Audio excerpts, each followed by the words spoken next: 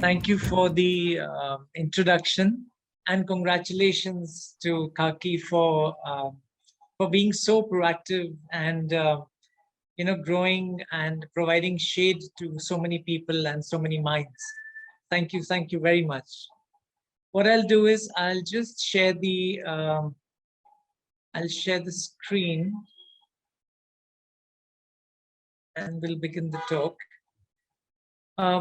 Thank you, ladies and gentlemen, for joining us this evening. We're going to talk about if there is an authority on speaking about Bombay and about its hidden stories. I think the host is that. It is Khaki. And what I'm going to do, therefore, is I'm going to take you into the crescent, so this say, the museum, that is the CSMVS museum. I'm going to take you in and around these spaces and just have a conversation about the various aspects that that we see as we walk through these premises. The title of the talk I've kept as Tree That Has Blossomed 100 Times, or rather the tree has blossomed 100 times, right? When I take you to Bombay, many of you are aware of this town, of this city. You see, many years back, dinosaurs roamed the earth. And then came the great upheavals of lava from underneath the earth. And all that lava that flowed as slow flows of hot magma, and they came like pillows, literally like one pillow over the other pillow, and they covered this entire area with that. So the place where the museum today stands was all covered with basalt. And as the basalt flows covered the earth here, between the various layers of basalt were trapped the various creatures that roamed the earth at that time. And there was a gentleman called James Ribeiro, and he collected some fossils of small frogs, literally frogs the size of stamps. And he gave this collection of what he calls the collection of rocks, minerals, and fossils to the CSMVS Museum. So one of the earliest creatures that you have here in the museum, in its stores and its displays, are these fossils of small frogs.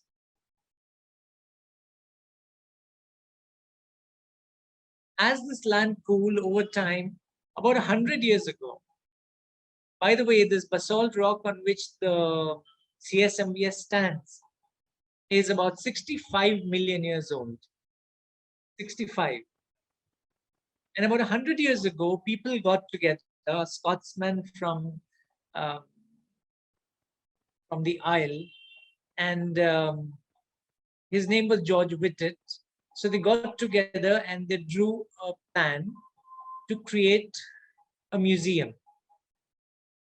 The site was called the Crescent site. If you see the next slide, see that little text on the left side. It says where the king will land. In fact, now that we're talking about it, if you go from England to the Isle of Skye, you go on a boat to the Isle of Skye, and it says, "Speed, bonny boat, like a bird on the wing. Onward the sailors cry. Carry the lad that is born to be king over the sea to sky." Well, in this case, it was a king himself who was coming into India. And the map says where the king will land. And just near it is the Crescent site of the museum because of the shape of the land that the then government of Bombay decided to gift for the creation of a museum. And they said, all ye people of India, come together, open your purses and take out your sharfis and the dinars and everything. and your guineas and put your money together and create a beautiful building in honor of the Prince of Wales. So that was the beginning of the Prince of Wales Museum of Western India. It's right here. And this is a beautiful plaque in copper, in a copper alloy, bronze, cast in bronze, of the ceremony where the foundation stone was being laid. You see other buildings in the background. You see all the people, the British in the pith hats, and us in our turbans and in our caps, topis.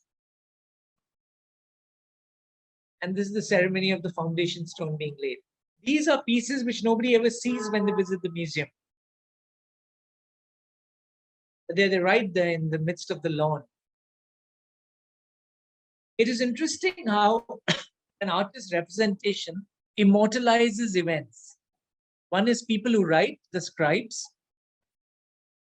and the others are the sculptors, either in stone or in metal. And of course, in books, which have a greater reach because the written word can travel far, far away physically.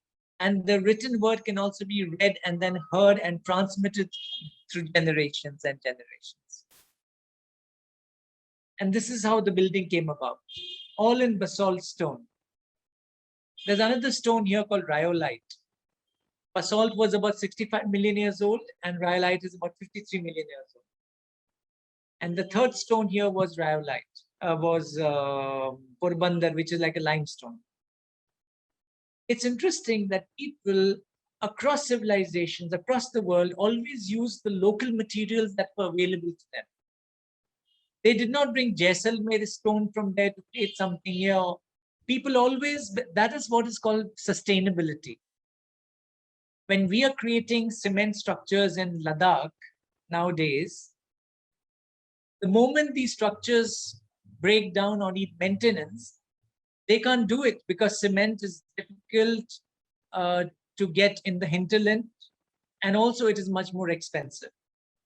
But these were practical things. They were practical buildings, practical institutions, and practical minds which conceived of these ideas and had the courage to implement them.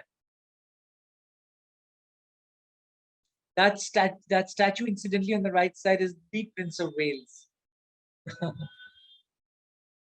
So, well, the building came up, and it came up like this. And you see this building, it has, this, by the way, is basalt. All this gray that you see is basalt. All the creamish that you see is the rhyolite. And the dome with the China mosaic pieces, which is so peculiar to Bombay. Now, this dome was actually, it's like from the Bijapur, the Gol Gumbaz. So it's picked up, so the artist or the architect, George Lucas, picked it up from there. The finial, he said, let's pick up the Taj Mahal one. Let's take the Chhatris from Rajasthan. Let's take the curvilinear roofs from Bengal. And let's take the onion dome from here. Let's take the canthus leaves from the Western civilizations. Let us take these arches from here, the apses from there, the carvings from here. This incidentally, the architects and art historians, they call it Indo-Saracenic architecture. But if you see the culture of paintings, this is like a capriccio. You know, like Canaletto, that artist Canaletto used to make these paintings where you had यहाँ पर ताजमहल है, बगल में Yamuna flow कर रही है, या वहां से फिर there is the Halebid and Belur के sculptures भी हैं, and then you have the paintings of Ajanta also there, and you have a monastery from Ladakh also there. So it is a fantasy painting with lots of elements from different places. That in technical terms is called a capriccio. I would say this museum is also, it's a capriccio. It's picked up a lot of things from different places in a way. And then, of course, it's inscribed as a building of grade A in terms of heritage listing. Your staircases, you have your jalis, you have all the elements in it.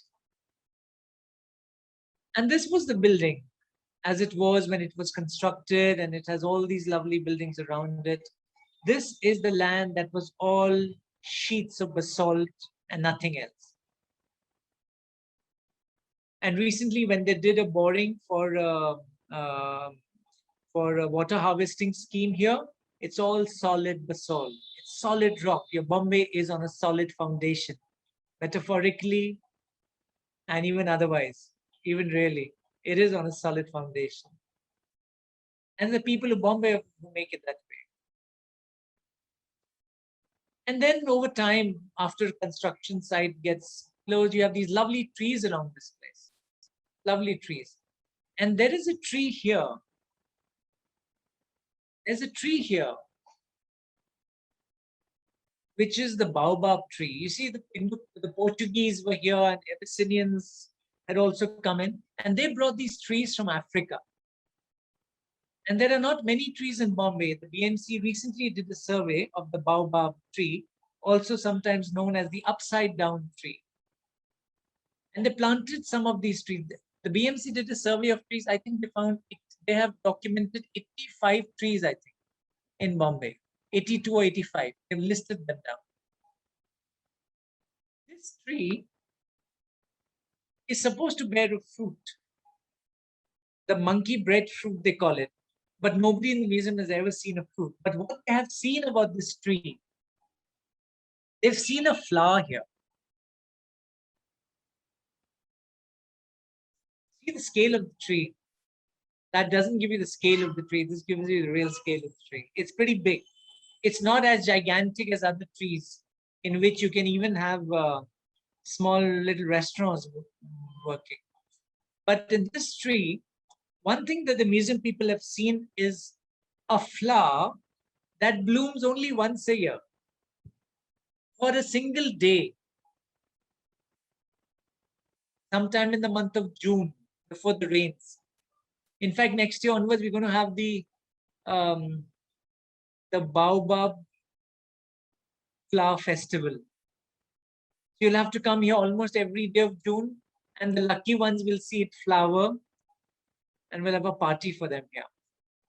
Now, this flower blooms once a year, so this tree has bloomed almost 100 times.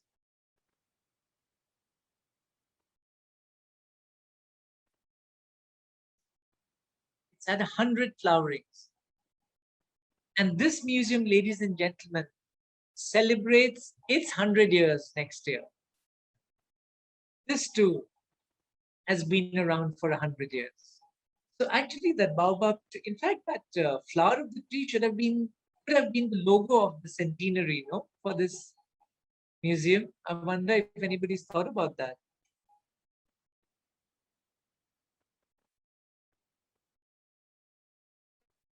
And if you go through these doors in the museum, I'm taking you inside the museum now. If you go into the museum, you come across and you'll tilt your head up a little bit and you see this another element from Pune. This sort of a wooden facade, which has been sort of created and then put here on the first floor of the museum around it. It has a profusion of different elements, this thing. There's a better version of it now in terms of how other places are lighted up and seen. Just a few views before we go into it. And when you look from down there, so it's a very, very dramatic facade, this wooden facade here. It has beautiful wood, very solid wood, very beautiful carvings, lovely pillars. Woodworking has been a great art across the subcontinent, actually. And this, by the way, is from the Vadas of Pune. You have these royal households, they're called Vadas. And this is from Pune. In fact, this is one of the famous Shanivar Vadas of Pune. Talking about Pune, there was during the Anglo-Maratha War, at that time, the commissioner, the British resident of Pune, was Mount Stuart Elphinston. And there was this war, and he had a wonderful library at his residence. And his house and the library caught fire or was set on fire. And in his library, they salvaged a lot of things. They salvaged a lot of books and manuscripts, and they snipped them up because they were charred and burned. They snipped them up into small, small pieces, and they pasted them on albums. And then 1818 passed, and then people forgot about it. Then many, many years later, in 1938, almost 100 years later, there was an auction in Sotheby's.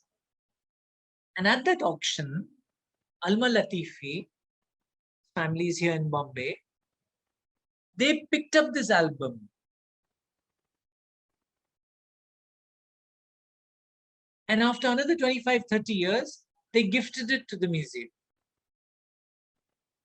And in 73. And then another 30, 40 years later, this was brought to us. I had just come to Bombay at that time, 10 years back, and they said, can you please do something about this? There were 160 folios, profusely illustrated. It was almost like a scrapbook. Stories. This was the Panchatantra. The delightful compilation of tales. 300 AD, the tales were all compiled together. In Kashmir, in fact, Kashmir. And then it traveled around the world. It took many forms in many languages. It was known as the Kalila Badanna stories. The two jackals. The two jackals at the back, the Kalila and Damna. And the protagonists were all animals. We all been grown up with Panchatantra. You find them in the Aesop's fables. You find them, these are stories taken from the Puranas and taken from everywhere. And they grew as they traveled around the world and they came back to India. Delightful stories. And these pictures that you see are just this big. Some of them are just this big. But look at the purity of line. Look at the colors. Look at the delightful play of images and the feelings they invoke. And all full of wisdom. Tremendous wisdom. Arthur W. Ryder has done a beautiful translation. It is available on, I think, Jaco publication.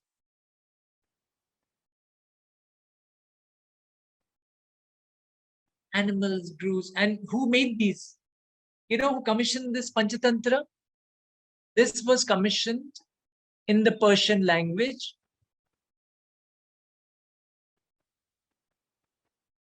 It was called Anwari Suhaili. Emperor Akbar commissioned. In fact, his shield is there in the museum.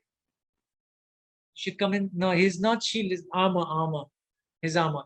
Evidently, from the armor, he is not a very big man like that. He's of normal stature, like many of us. So he commissioned this.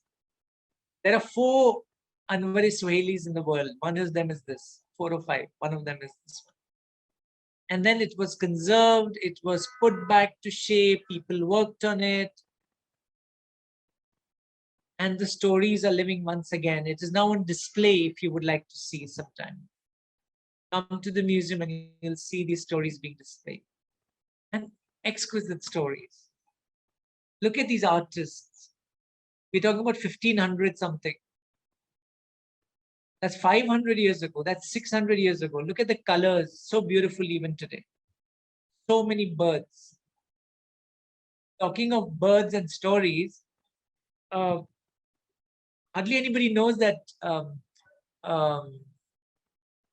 there was a bird called the Museum Ki Maina at the CSMVS, at the museum, at the principal museum. See, there were lots of birds here, there were lots of Mainas, and one Maina was particular and she was loved by everybody in the museum.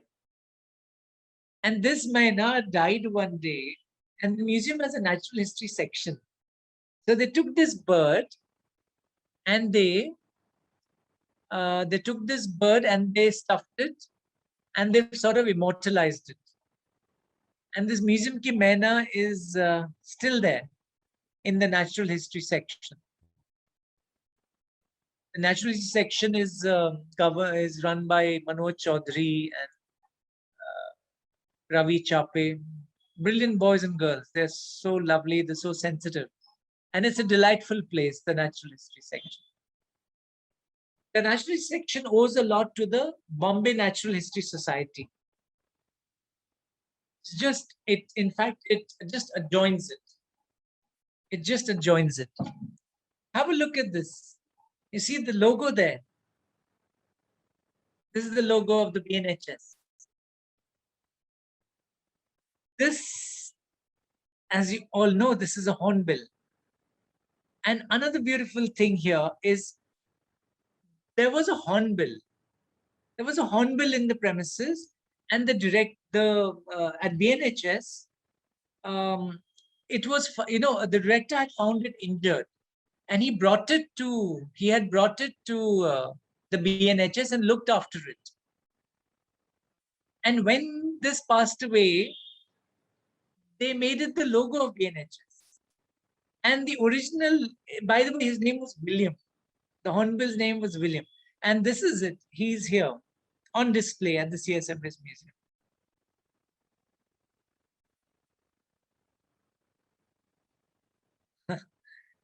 Museum. Perched and sitting there for so many years. Another thing that sits in the museum, these lovely sculptures. You have the natural history section, and then you have all these sections of art and numismatics. You have coins, and you have sculptures, and you have paintings. And you have exquisite sculptures here. This is from Nagapattinam. Very beautiful quality of work. But one thing beautiful you will see, if you go to the museum and you see these beautiful sculptures, and one tends to look at the labels and the year and all, it's all okay. But I think we should just spend the time a little bit just looking at our sculptures. And we see the pattern of sculptures. The gods, see, art has always been a domain either, it's been sacred in many ways. It's either been sceptral or temporal, It's either the divine or the powerful. They are the ones who commissioned art in a way, so to speak. All the gods and goddesses, if you see, they all smile. You just go through a sculpture gallery, an archaeological gallery.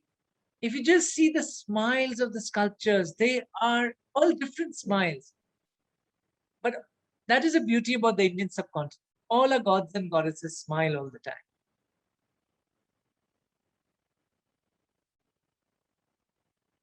This is a standing Buddha. This Buddha has been sitting for 2,000 years. 2,000 years in Afghanistan.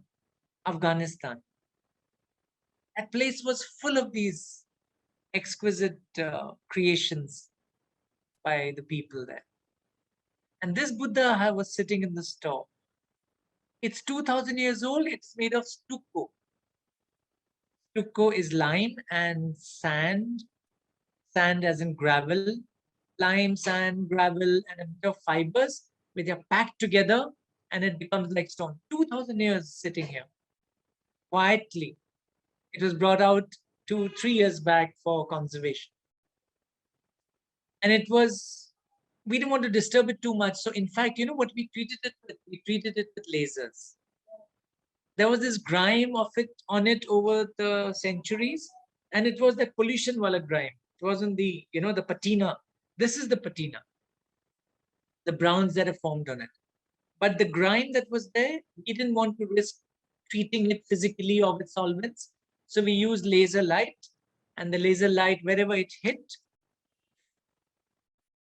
it cleaned that area. So slowly, slowly, slowly, very low energy intensity, very low energy lasers, and we cleaned this whole sculpture in the lab.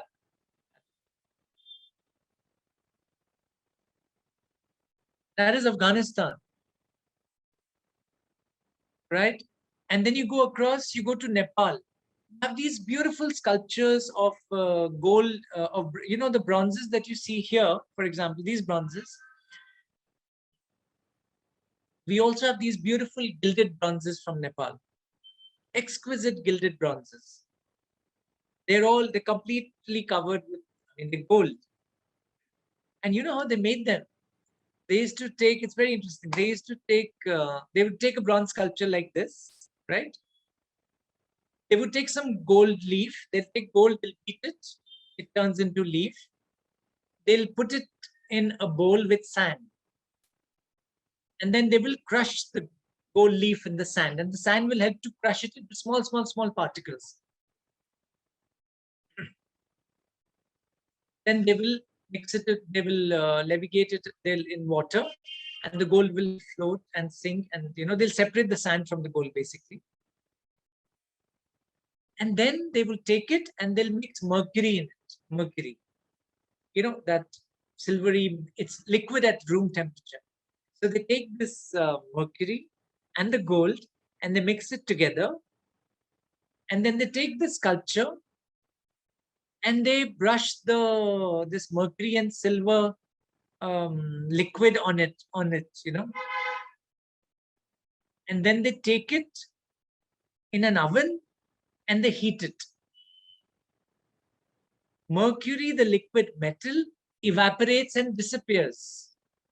And what is left behind is a beautiful layer of gold that is called a mercury gold amalgam. That beautiful layer of gold then covers all these lovely sculptures. That's how they have all these lovely Nepalese sculptures here.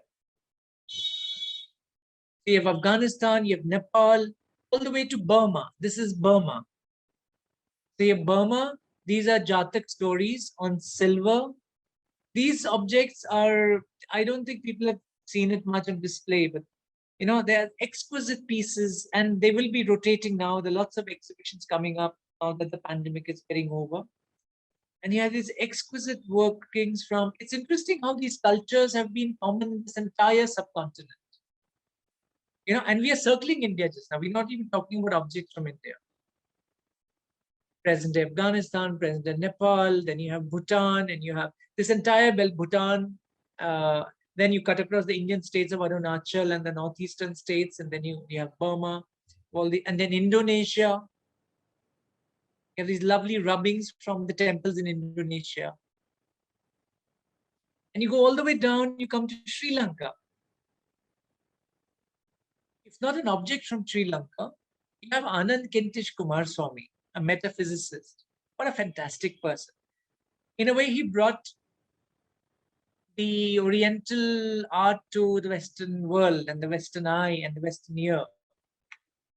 And in his honor, Kumaraswamy Sabhaga, or the Kumaraswamy Hall, the space is dedicated to him for all the lectures and all these doings of sharing of knowledge at the Kumaraswamy Hall. Kumaraswamy with that C, C-double-O. And in Sri Lanka, he's from Sri Lanka, and in Sri Lanka, many of you may have been there. You've been to this place called Sigiriya. Sigiriya is this beautiful rock fortress. And in Sigiriya, you have these beautiful wall paintings. Almost the same period as Ajanta, the Ajanta paintings. Many of you have been to Ajanta. That's a place you really must go to. Exquisite paintings of Ajanta. Tens of thousands of square feet of painted walls, ceilings, pillars, pilasters, everywhere. with beautiful perspective. People said, oh, Indian art is all decadent. There's nothing there. There's no refinedness. There is no perspective. There's no depth. You want to see depth? You want to see perspective? Come to Ajanta. 2000 years old, the paintings are still going strong. Exquisite. Look at the colors. All the way from, from your ochres to your cinnabars, which are the red mercury sulfide. And you have the lapis lazuli, which was found only in Afghanistan. Lapis lazuli. Interesting, lapis lazuli in Afghanistan is known as ultramarine blue. And it's called ultramarine blue because कहते हैं ना सात समुंदर पार करके. So the lapis lazuli from the mines of Afghanistan traveled in ships across the seas to Europe. And sea is called mare, no? In Latin. So ultramare, beyond the seas. So the pigment itself was known as beyond the seas. The ultramare or the ultramarine pigment. Anyway, so these beautiful paintings there, and then the paintings in Ajanta. Another thing that hardly anybody, I think nobody has seen this yet. It might be then an exhibition in the coming year. The Ajanta paintings had been copied by Sayyid Ahmad and all. It was under the Hyderabad, it was under their kingdom, so to speak, in that domain. So Sayyid Ahmad and all, the Nizam of Hyderabad had commissioned Sayyid Ahmad to create these beautiful paintings on paper. Huge sheets of paper, huge. We're talking about 15 feet, 12 feet by 8 feet piece of paper stuck together, copying it. You find a lot of them in the State Museum in, not Salarjung Museum, State Museum in Hyderabad also. Beautiful copies of the Ajanta paintings. You must ask for them when you come to the museum. They're not on display otherwise. Beautiful works that you will see there. Exquisite. Exquisite work by the copyists and exquisite work of the people who created them. It was not only these, but some people asked us that, do you have any mummies in India? This is another mummy that is there in Mumbai. We have about, how many mummies in India? We have about, I think it's 8 or 9 mummies in India, different places. I may be wrong, but definitely between 8 and 13, something between that number. This is a mummy in the museum also, which was brought out for a short exhibition once and has been then put back. This is, none of you have seen this, but this is when you open it, this is the mummy. It's all broken up. People probably used to, check these things out, see what is any gold or something inside. There never was.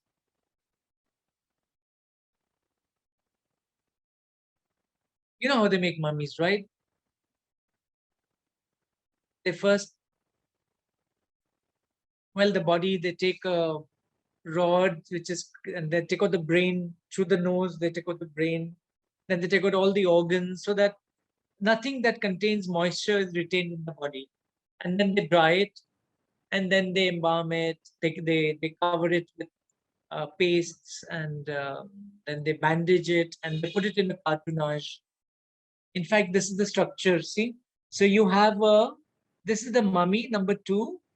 You have the lid on top, which is what they call the cartonnage, which is like a plaster of Paris type of thing, like a papier-mâché, And then you have the base of it, right? And then this they put in a wooden, wooden coffin, so to speak. In fact, by the way, this number 1A is the wooden lid, and this bottom is the bottom base of it. And over this is the cartonnage on top of this mummy. It's all joined together in different ways and put together. So there is a beautiful mummy here, how it is joined together. So we create these little things for people to understand how things are made. There's so much. I think one of the most important departments of any institution is the education department. And so true for the museum education department. In fact, this museum's education department is, I would say, the ultimate department at the moment. It's the best. It is so good you cannot imagine. It's brilliant stuff. Brilliant stuff. The amount of work that they do. And that's what art is about. It's about letting people know. It's art from all over the world. Art from all over the world. It's not about just this country. It's not about this. And it is not about subject. See, now this coin is Samudragupta. You're talking about 335 AD. Samudragupta, the king, the emperor. Chandragupta once and Kumaradevi's son. Look at this coin, the other side of it. Dashvamedha Yajna, where the horse would be let free to roam the lands, and wherever he roamed, and if nobody would stop it, the land would come under the domain of the emperor whose horse it was. This is about conquering the world. It is not about subjugation with art. It is about conquering the heart of the world. Everyone benefits from it. We saw the art of Burma, Nepal, Afghanistan, Egypt. We talked about Sri Lanka. It has enriched us. You know, in Merchant of Venice and Shakespeare, Portia says, the quality of mercy is not strained. It droppeth as a gentle rain from heaven. It is twice blessed. It blesseth him that gives and him that receives. Exactly like that for art also. When you share these things about art with other cultures and other things, both of them are blessed. The one that receives and the one that gives. It is also like a seva. Khaki, you're also doing seva. In a way, it's a seva. You're sharing this knowledge with everybody around the world. Another seva that you do is like the medical profession. Like, you know, that's also called a seva or a service. The museum is not far behind, again, in terms of this, but also literally because this museum too, you see the flag on the museum. See this flag? That's a medical flag. It's a cross. This museum, the first service it did for the people was during the First World War. When was the First World War, by the way? Anybody? I can't hear. Suki, when was it? 1914 to 18. When was the First World War? Just Google it. 1940 to 1919. 1914 to 1990. So good, we are right. So this was the First World War. So the museum was, see, the foundation stone was laid in 1909. 1912, 13, something it got constructed. 14 to 18, it worked as a hospital. 22, it became a museum. I mean, it was designed to be a museum, but there was an exigency. So you used it for, like you're using a stadium today for serving people who are suffering from COVID. Like that, you use this to serve the people who are here. I got a picture also. Beautiful, no? For a hospital. The lovely arches, the lovely light flowing in. This is a picture of that time, of the museum as a hospital. Even today in the museum, we have a hospital. In fact, I'm the head surgeon in that hospital. It's the hospital for the art objects. This is my hospital. This is our art conservation center. We have 35 boys and girls who work here. We're treating everything, different types of objects, putting them together, X-raying them, giving them, consolidating them using hypodermic syringes, everything, the works. That's, by the way, that conservation center is also a very delightful place. Very delightful place. Just a short. This is not going to be a talk on art conservation. And then you have a lot of things that are happening in the museum now are, we are doing major research on material and technology. We started one project with the Harvard Art Museums, mapping color in history project, where we'll be documenting, identifying the pigments and various types of miniatures and manuscripts. In fact, any institution in India which is interested in finding out what were the pigments in the manuscripts and characterizing them can simply write, and we can send somebody there to do the work. So, these are the way things are done, like, way things are once they are degrading. What the museum also does is puts them back, gives them, like treats them like a doctor, so to speak. I took this picture because we were talking about doctors. This is, by the way, there's a lovely exhibition on Tanjore paintings coming up literally in 2 months at the museum. This is a Tanjore painting. I'm showing this picture after this conservation because we're talking about a hospital and, surgery and all. Now, this is a delightful story where Kanappa was a hunter, a very faithful hunter who loved Lord Shiva. He loved him very much. Shiva is lovable as a person. Lord Shiva is really lovable. So one day he was going in the forest and he sees this shivling in the forest, and the eyes on it, he saw that one eye was bleeding. So he says, "Oh my God, what to do? My Lord Shiva, you're bleeding. Oh my God. Oh, what to do? What to do?" And he looked down, there's nobody inside the jungle. So he takes out his knife and he takes out one of his eyes and he puts it where the eye was bleeding. And he gets very happy. Oh, good, but the bleeding has stopped. My eye is gone there now. Then what happens is the second eye starts bleeding. So Kanappa says, "Now how to put this? Oh my God, now what to do, my Lord? Your eye is bleeding. How can I assuage your suffering?" So he says, "Okay, I'll take out my other eye, also put it to you."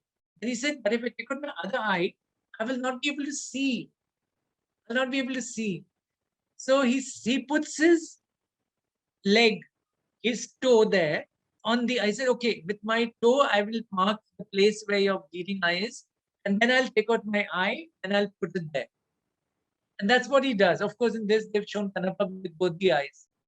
Technically, one eye should have been out now.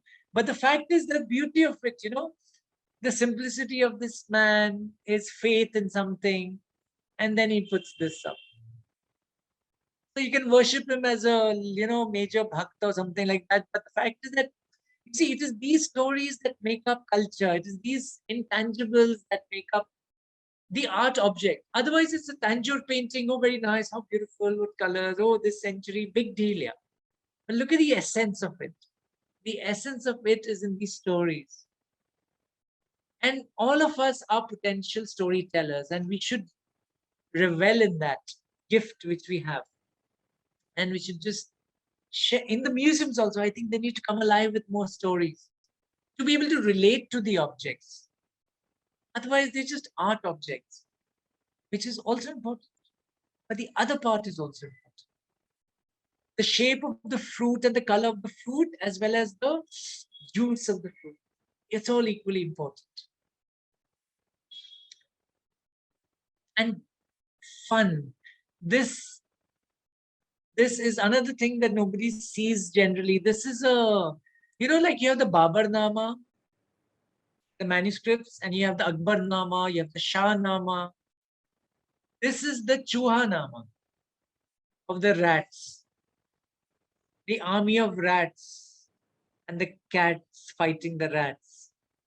Almost like Pied Piper's Hamlet, Pied Piper of Hamlet stuff. Rats, they fought the dogs and killed the cats and put the babies in cradles. Things like that. You remember that Robert Browning's poem? Anyway, so this Chuanama, this is almost 300 years old, this manuscript, and it talks about these, it's a political satire, actually. This manuscript is a political satire. And it's interesting whether it is the Panchatantra or it is these narrative. People always express through animals certain traits which are common to all of nature. So it's not that animal traits in human beings. They say, no, he's as like an animal.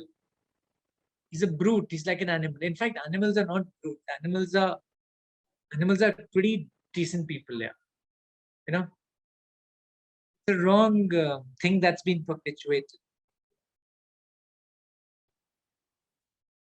Chuhanama. We have lovely, delightful manuscripts there, and relevance to things. There's one on the environment. Oh, by the way, talking about environment, when I was talking to you about the miners right at the beginning, the museum ki miners. These miners, they had disappeared from the museum when the traffic increased after some time. From the 70s onward, started disappearing. There were no more miners left in the museum anymore. Zero. Until about 8-10 years back, they put these little pots on trees. 20 pots they put for the squirrels actually. And in these places for the squirrels, actually the miners came in again and they built their nest. So now the museum has 20 miners once again. All these trees and the foliage, it's phenomenal how much they can generate. By just planting a few trees, the amount of life they can generate and bring back. Even the hornbill, there's one hornbill that comes all the way from Matunga. There is our staff also that comes from Matunga and beyond to work in the museum. But there's a hornbill that flies into the museum. And you can see it perched somewhere in front of the flats here. Now, this manuscript is about 18th century from central India. This is from the Bhagavad Puran. Krishna with all the cowherds. In fact, all the cowherds have names. They're all immortalized along with Krishna, though we generalize them as cowherds, but they all have their name.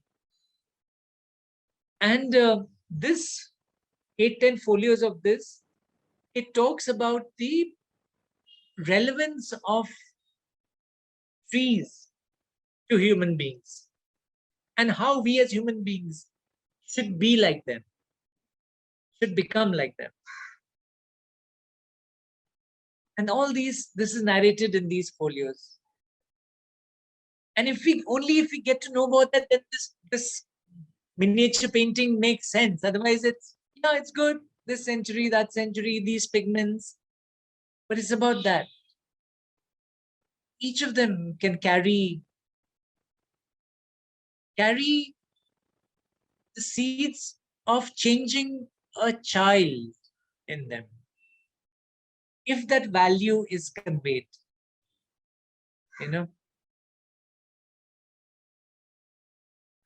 And this so what the museum also did is, along with its art objects, they always say culture and nature are like similar, they go together. So this butterfly, this, by the way, is the blue mormon. This is the state butterfly of Maharashtra. The museum has never been able to photograph one because it's too fast. They say the only time they are able to photograph it when it is, pupate, when it's during metamorphosis, when the pupa is becoming the butterfly. That is the time. And this you see a lot in the museum. The blue mormon. This is the second largest butterfly. I think the bird wing, they say, that's what Manoj told me. The bird wing is the biggest butterfly, the second one. And if you want to see butterflies in objects, art object, this is a Mitsuma Meiji period bowl, Japan. If you want to see butterflies, either in the garden, if you want to come into the museum, you see that rough pattern that you see in the inside of the bowl, this one. Each of these is a butterfly. Each of these is a butterfly. Each of this. So in this much area, you have maybe 400 butterflies. This bowl is full of thousands of butterflies, almost enameled. you need a magnifying glass to see the butterflies. And how these people, these Japanese, made these. It was so beautiful. So beautiful. People see the pot and go away. I think it's time to tell them that got to see the butterflies in it. It's breathtaking, these butterflies. And in this bowl today, ladies and gentlemen, I give you my good wishes of health and happiness, and I offer this bowl to you. All right?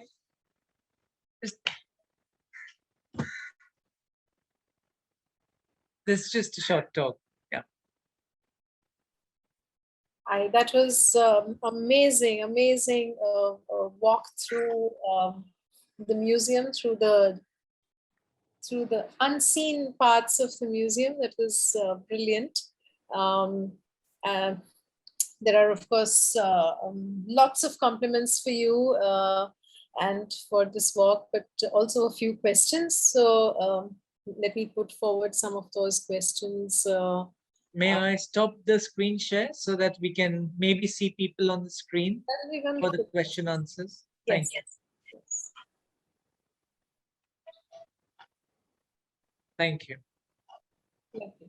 So, you were talking about the baobab, and I realized if you're going to do the festival next year for baobab, maybe I just thought of it because I'm talking to you. Maybe it'll actualize now.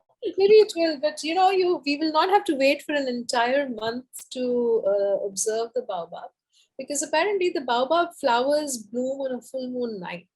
So that's wonderful. So maybe we will time it around the time it with the full moon.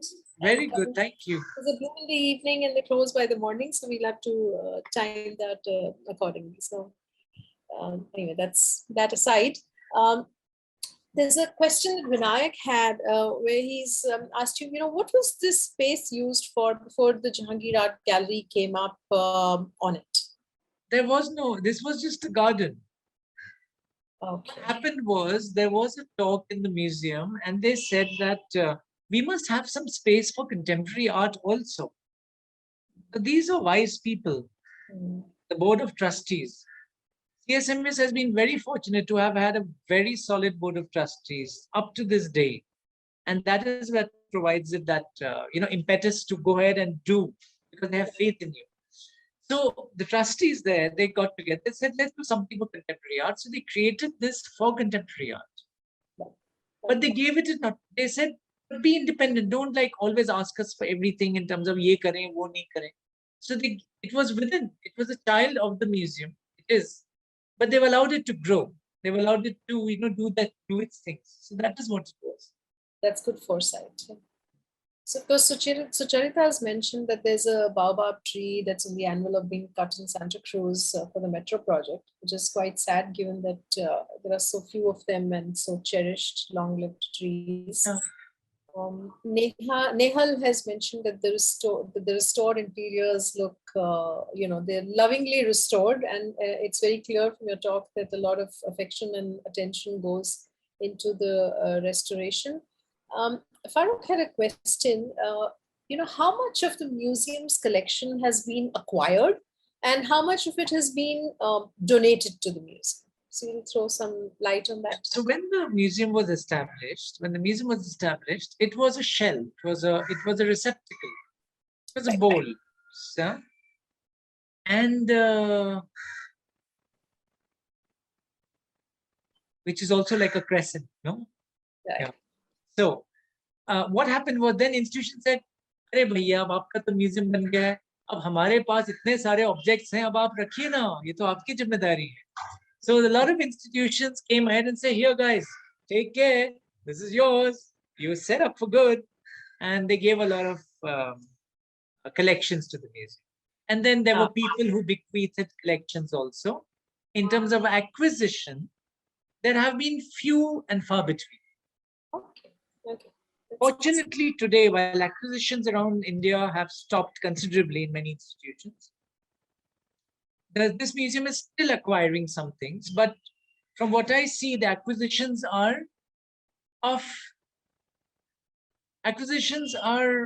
none of these acquisitions are mind-blowing acquisitions of treasures of the world, so to speak, where the country is coming together in a lottery system or something to put money together to buy an auction happening in England and buy that object, like many countries do. Suppose I'm selling an object in India.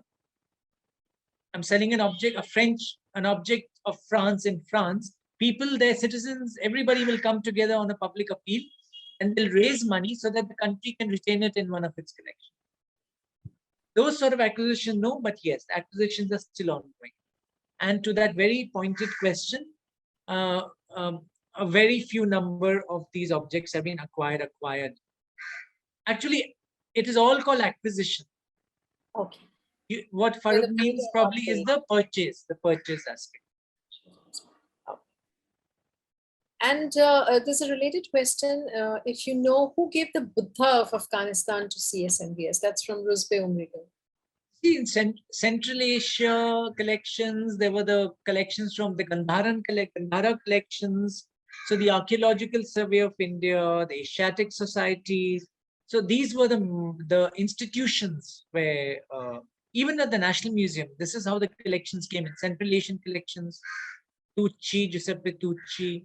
You had the Archaeological Survey of India, and the collections were distributed around the country, decentralized, so to speak. Of course, Meera Desai's made a comment that the Baroda Museum has one as well. So Vidula has a question. How did this reach India? And how can we get to see it? What? How did the mummy reach India? And the mummy, how did the mummy reach India? The mummies, all the mummies in India, most of the mummies in India were brought by the royals. The royals, and then the British. You do know that British, they used to ship a lot of mummies to England for making paint. They used to take the mummies in ships, and then they used to crush them in grindstones to make a black pigment. It was known as mummy black. It was sold as mummy black. So, well, it's not that's for which the mummies came here. So like the Nizam of Hyderabad got one, Baroda got a mummy, Indian Museum got a mummy, I think. We got a mummy. So like that. One day my driver was telling me, and we were coming here saying, "Sir, mummy chale gayi, mummy chale gayi." My mother had come visiting me. Doesn't like Bombay so much, but she had come visiting me, and then she said, "Mummy," I said, "Mummy, abhi to aayi thi." I said, "But how can she go?" Like, I was really taken aback. I said, "How did she leave without telling me?" He was actually talking about the mummy exhibition that had taken place here when we had brought these mummies from England. Oh, I'm just. Interesting. So can we get to see the mummy that is in the museum, or does it come out? Once you see, the museum is also being renovated these days. The whole structure is being conserved because the Lavri is the architect, and so that's being, the Tata Consultancy Services is supporting that project for the. That's where we've got great benefactors. You have the Tata Trust supporting the conservation projects. You have the Art Conservation Initiative and the Art Conservation Resurgence Project. Citibank is supporting the entire conservation activities. It's like a flagship conservation program. Bank of America supported the conservation of the Anwar Suhaili and the citizens of Bombay. All of them. So many citizens of Bombay have come forward to support the museum, right as in 1909. From David Sassoon, Firoz Mehta, they all came together to contribute to building it. Continues to this day that legacy and philanthropy. And thank God for that. So there are a lot of questions about the conservation center. Indrani would like to know if we can visit it, and Vidula would like to know. Most welcome, most welcome. And can we see the process of conservation? Of course. Definitely you can. Of course, Mayor Marfatia said that your analogies about art and its power were brilliant, and thank you for the talk. And the Conservation Center, she says, at CSMVS is truly brilliant. So I think a lot of us are now excited to see that center. There's an interesting question from Chelsea Santos, who wants to know if you imagine what the museum would be like in the next 100 years. In the next 100 years.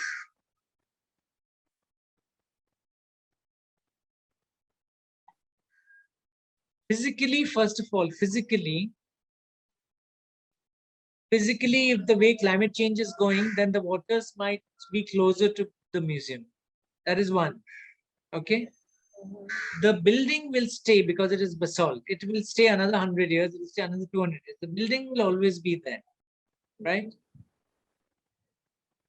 Correct. Then in terms of its collection, the collection, with the way the collection care strategies are being planned at the moment, the physical collection will always be there. I suppose if you see 100 years now, that's a very beautiful question, because it also means that in this 100 years, have we been acquiring anything in these 100 years that talk about the 1950s, 60s to the next 100 years? What are we saying as objects of the last century? So that is something that what a beautiful question. What is it that this museum will acquire for the next 100 years? And then, what about its, I suppose for the last thousands of years, we've already been looking at objects and thinking and writing and talking and hearing. I do not think that will change. That will always remain. It's something that has stood the test of time and it will always be there. But from the way digitization is happening, I think access might become a little more various. Yeah, it might become more in the ether, maybe ethereal, so to speak. I think it'll have a far bigger reach. I don't know. Time will tell. Maybe the displays will be in the air as holograms. I don't know. These are things you can do even in the next 10 years. It doesn't have to wait for 100 years. But Chelsea, it's a question that is making the mind work. But I think it should be around. And if you see India's respect for its composite cultural heritage, it will remain. It will be there. Okay. So, Ami, in 100 years, I think you might be able to see objects of the world's cultures even more here. I think so. Interesting. So you were talking about the Chuhanama, and Ami had a question whether it was from the Kalilawadinna, the imagery that you showed of the Chuhanama. The Chuhanama is an independent document. It's an independent manuscript. Okay. It's an independent manuscript, the Chuhanama. Shruti has a question about, again, related to Chelsea's saying if the footfalls have fallen in the recent times before the pandemic, and how does the museum sustain itself with the digitalization, with the coming of digitalization? Will always, with the coming of digitalization, the footfalls will increase only. It can only increase. This is an aberration. This is part of it. Every 100 years, it happens. Something like this happens. But the baobab tree keeps blossoming. Juzair would like to know if you have an estimate of how many art objects of different types are there in the museum, and what is their value, and how do we value these objects? It's the number of objects in the museum is around 70,000. But out of the 70,000, many tens of thousands are coins. So let's say if you put coins as one category, then you'll say about 50,000. And is there a value that we can put to this? Value is conjectural. As long as people think there's a significance to these objects, there is value. The moment you say it's not useless, let's de-notify it or de-accession it, it has no value. It has no value. It's all in the mind. It's all in people's minds. कहते ना आपका जितना प्रेम उतना उसका So Bhagyashree would like to know that, this is the free data and the virtual era and so on. How do you think people, or how do you hope people engage better with the museum and vice versa? I think it's connected to a couple of questions from the past. How do we improve engagement both ways? How do we increase engagement with the museum? Between people, the visitors and the museum. How do you increase engagement between people and museums?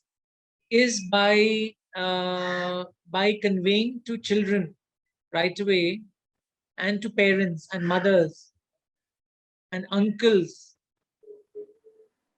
Grandchildren listen to grandparents. They don't listen to parents so much. Children, they believe every teacher's word is God's word. Okay. The significance of things is important. Why do I care about my grandmother if she's old? She's not bringing any revenue to my household. I still have to look after her. What a pain. But the fact is, there's a value. It has been told to us, there's a value in this. It's not a value you can put your finger on. We've been told there's a value. It's very subtly put.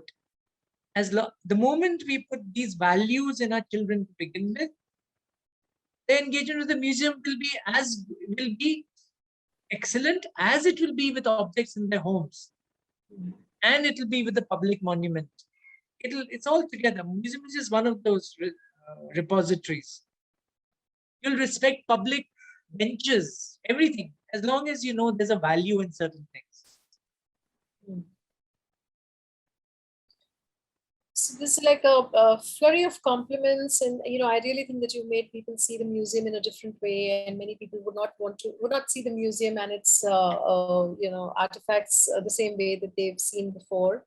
Rakesh Manocha says that Sayaji Rao brought the mummy to India. I don't know if he means this particular one or any other. There's a hypothetical question from Juhi who says that if Britain were to ever return the Indian artifacts or the items that were taken away during the colonial era, is there one artifact that you would care for more than any other? That's especially for you. One second. Thank you, Rakesh. Thank you, Rakesh, for that. What did you say? One artifact? One artifact that Britain were to ever return out of all the things that they took from here during the colonial era. What is the one article that you would covet more than any other to come back to India?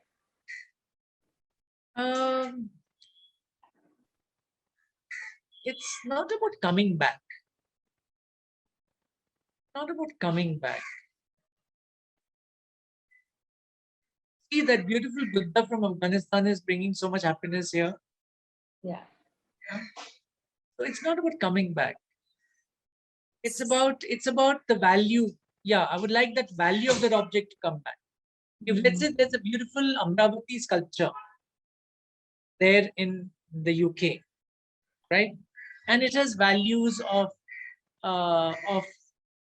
piety. It has values of being respectful towards the elders. I would love that value to be here. I would love that value to be passed on to us. Yeah. But to just bring the object and put it in a storeroom, that is good. That is good.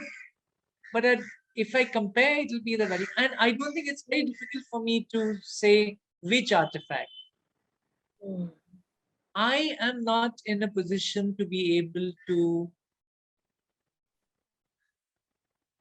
know which value is greater than the other. So, nothing particular. There's a question from Juzair. Why does the museum not have guides who can share, some of these stories? In the last 1 hour, we've heard more stories, and many of us have discovered, through many trips in the museum. So you have to ask for it. Nobody had asked me to speak. I have never done a talk like this. I just, I said, okay, let's do it. Khaki saying, do it, let's do it. But how about coming to the museum and finding guides who can share these stories with visitors? I think when guides are taught, I think there's something for guides training. You're taught about the information about the object. This period, that period, this material, this height, this breadth, from here to there. But not about the stories, because that's But that is what is also important. So I think it will, I think it is changing with the new education department, the way they're going. These people, they're a very solid bunch of people. They're very, very sensitive, articulate. And now it's a question of taking time out, because things like this come in conversations by them. I cannot be saying all these things if I haven't had my conversations with them. But if I was learning these as a guide book, the teacher they will give me a certain amount of information about it. So it's about being familiar with it. And we hope to see not only in museums, but also in schools when our teachers are teaching various types of things. Be looking at that, speaking from the heart, speaking without any pressure, I think makes it easier. Maybe the guides should not be under so much pressure. So your conservation center and your education center have really spurred so many people to think. So Charita would like to know if we can get trained at the conservation center. And, Smita would like to know how we can enhance education from the museum alongside school curriculum. So do you have any thoughts on these two? My mind wandered. Can you say that again? Sure. So Charita would like to know if we can get trained at the conservation center. Yes. We love people to write to us. The easiest way to work at the museum is to simply write. And many times, I don't think there will be, there'll be immediate yes. But believe me, everybody is looking for persistent people. Because there are too many queries and then nobody comes back. Those few that do, you'll find them all here. They're all here. And how do we incorporate, the museum with school curriculum? The museum and school curriculum, as I said, first, it is the significance of objects that must be taught from a different platform, right? The museum becomes relevant to them then. It is not that the museum should do this. It's not about me pushing it here. It is not about me saying it is important to do engineering. It is important to do engineering. My son, you must get into the IIT. The father says it and the son doesn't do it.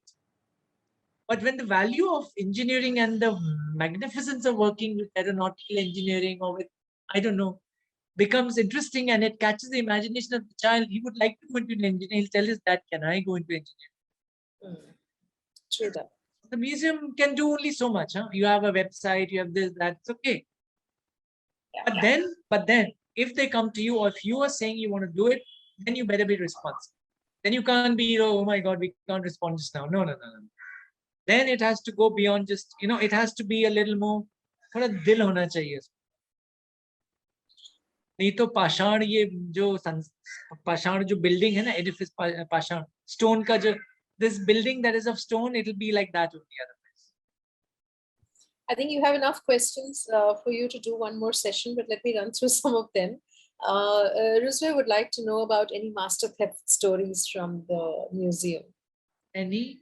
Master theft stories. Any master theft from this museum? Yeah. Not yet. But there are some interesting thefts. I was, next time I'll tell you about the theft of the Fanigiri Buddha. So we're waiting for the next session. I had put that picture here, then I took it off. I said, no. It is not in our museum, it's somebody else's object. So I took it out. So Hina has a relevant question about, does the weather take its toll and how are they protected? How is what protected? How are the artifacts protected from weather in the museum?